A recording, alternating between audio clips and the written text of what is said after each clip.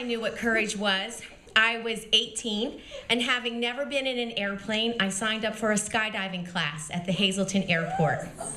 This was back in the days before tandem jumps were a requirement.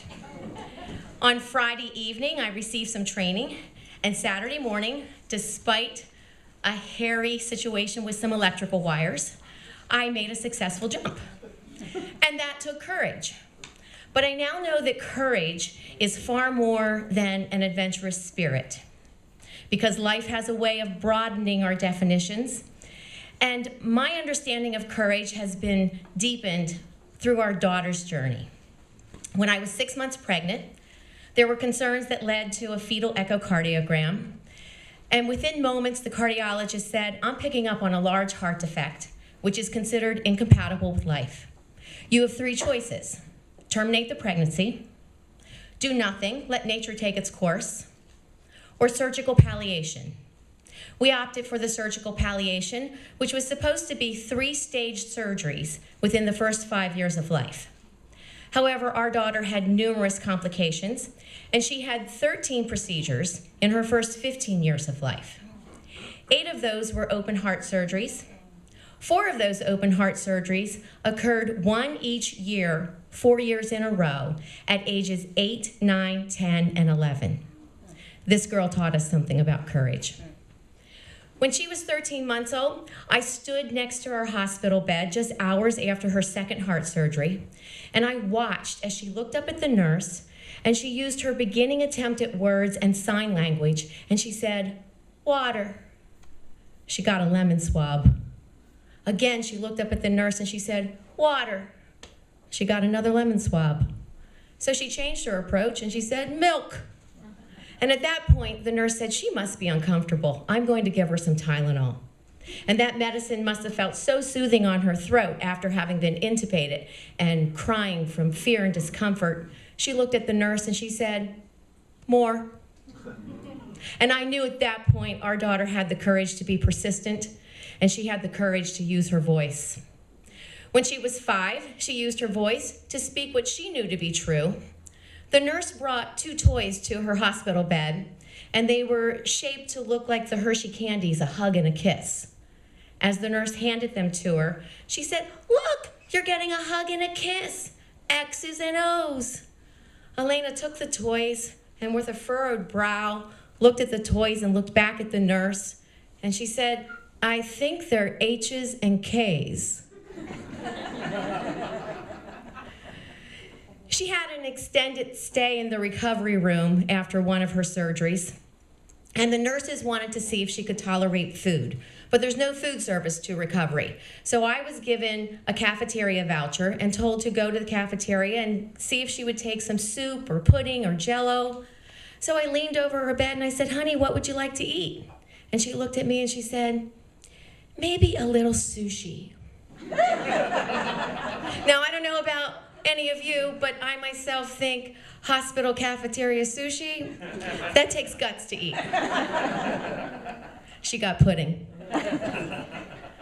At one of her doctor's visits, the doctors were stumped by the complications she was experiencing. So various physicians were brought into the room and consulted, and medical terms were being thrown around, and we were asked to come back in 2 days for a follow-up visit. Elena took a letter to that visit, and she handed it to the nurse, and she said, "I want the doctor to read this before he comes in." "Oh, well, we'll put this here with your chart." The doctor needs to read this before he comes in.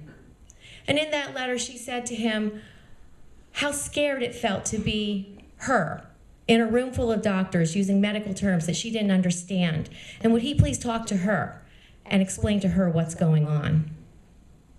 Along with the courage to use her voice, Elena has taught us much about the courage to endure. She never complained during any of her recoveries from heart surgery. And I'm told after such a surgery, it's very painful to go from a reclining position to an upright position. But she would say, "Mommy, count it down." And I would count backwards from 10, and with each of my numbers, she would exhale and inch a little further to a seated position. "I'm up, Mommy." She had the courage to breathe through the pain rather than complain. One time we had to be at the hospital at 5:30 a.m. We were to be the second case in the OR that day, but there were complications with the first case. 9 hours later, we were still seated in the pre-op room, and Elena had had nothing to eat since 8 p.m. the night before. A nurse came in and said, "Honey, I can get you some ginger ale. It's been a long wait." And Elena quietly looked up and said, "That's okay. I'll be all right." Sometimes courage is quietly accepting that which you cannot control. Now, she was not so quietly accepting of needles. She was terrified of needles. But she worked to develop a mindset so she could tolerate needles. And the day came when she said, "I'm going to go back for the blood draw all by myself because I know what fear stands for. Face everything and rise." And she did. And she does. When Elena was 14, she imploded. Her social-emotional development was interrupted by her medical journey. And between the ages of 8 and 12, when most girls are working out their goofiness and their giggles, our kid was bracing herself for heart surgery after heart surgery and questioning her mortality. That, paired with the typical teenage angst, created a lot of anger. But she had the courage to say, "I need to go to counseling." And she set about the hard work of processing that anger, made herself completely vulnerable, and developed the tools to deal with the frustration, the situational anxiety and depression that accompanies living with a chronic, invisible health disability. Elena's turning 20 in May, and she was purposefully named Elena Renee, which means light reborn. She shines a light into every corner of our lives, and she has the courage to shine it into the world. May she be granted a long life to do so. Yeah.